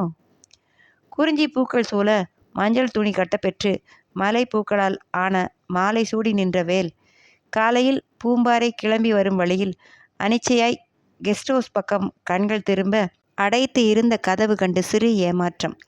ஏதோ உந்த பெற்றாற் போல திரும்பி வலப்புறம் பார்க்க, அவனது எதிர்பார்ப்பை பொய்யாக்காமல் கெஸ்ட் ஹவுஸிற்கு எதிர் இருந்த சிறு முகட்டில் கீழ்த்திசை நோக்கி நின்று கொண்டிருந்தாள் அவள். கால்கள் அவசரமாய் வாகனத் தடையை அழுத்த க்ரீச் என்னும் ஒலி கேட்டதோ, வானத்தில் ஏதோ தவறவிட்டது போல ஆழ்ந்து தேடிக் கொண்டிருந்தவள் திரும்பி பார்த்தாள். பச்சை நிற குன்றின் உச்சியில் இரவில் அணிந்திருந்த அதே ஆழ்நீல அங்கி போன்ற ஆடையில் தலையிலிருந்து தோள் சுற்றி போர்த்தி வழிந்து கொண்டிருந்தது குறிஞ்சி மலரின் ஊதா நிறத்தில் இருந்த துகில். அங்கிருந்தே அவள் கையசைக்க, டேவிட், மதுப்பாப்பா, இங்கே என்ன பண்ணுறீங்க என சொல்லவும், கருண் மிக லேசாக விரிந்த உதட்டோர புன்னகையுடன், வேறென்ன, எழும்பி வரப்போகிற சூரியனை கண்ணாலேயே பிடிச்சி கையை நீட்டி எட்டி பிடிச்சிடலாம்னு தவம் எனவும், டேவிட் முதன் முறையாக சிறு முறுவலுடன் பெண்ணை பற்றி பேசும் தன் எஜமானரை அதிசயமாய் பார்த்தான். மது மீண்டும் கையசைக்கவும், ஏன் பாப்பா பனியில் நிற்கிறீங்க என, சன் பார்க்கு டேவிட் அண்ணா, ஃப்ளவர் ஆக்கிக்கு தானே போகிறீங்க, வரும்போது மறக்காமல் குறிஞ்சி ஃப்ளவர் எடுத்துகிட்டு வாங்க என சத்தமிட, கையசைத்து, சரி பாப்பா, ரொம்ப தேரம் நிற்காதீங்க, காலை பனி உடம்புக்கு ஆவாது என்றவனிற்கு சிரிப்பு வந்தது. அவளையே பார்த்து கொண்டிருந்த கருண் மீண்டும் வண்டியை கிளப்ப, காலையில் இருந்த இறுக்கம் மாறி மனது தளர்வானதாய் உணர்ந்தான். இங்கே பூம்பாறையில் எளிய மக்களின் அன்பிலும் வரவேற்பிலும் தனது தாத்தா ராஜகோபாலரின் நினைவுகள் வர நின்று கொண்டிருந்தவன் கண்களுக்கு பேலினை தாண்டி தெரிந்தது ஒரு உருவம். மஞ்சள் குர்த்தி, ப்ளூ ஜீன்ஸ், ஊதா நிற ஷால். அவள் வர்ஷினி போலவே என குழம்பி கண் சிமிட்டி பார்த்தவன் எதிரே உண்மையாகவே அவள்தான். அவர்கள்தான் கேசிசார் டீம். தீபிகா, மதுவர்ஷினி, ஹசீனா, ரோஹித் மற்றும் விஷ்ணு விஷால். இவர்கள் இங்கே எங்கே என்று திடுக்கிட்டவன் கூட்டத்தை உற்று பார்க்க, பூம்பாறையின் ஊர் தலைவரான பெரியவரின் வணக்கத்தை பெற்றவாறு வந்து கொண்டிருந்தான் உதயசாகரன்.